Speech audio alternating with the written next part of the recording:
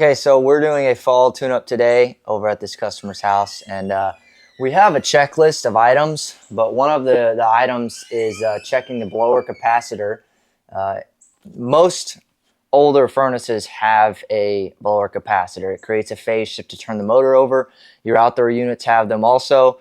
It just turns over the motor, creates a phase shift, and gets them going. This is an older blower, so it's got a capacitor. This capacitor is rated 7.5 microfarad, okay, plus 10%, minus 5%. Now this one tested 5.6, okay. Manufacturer specifications is minus 5%, so that's well below that.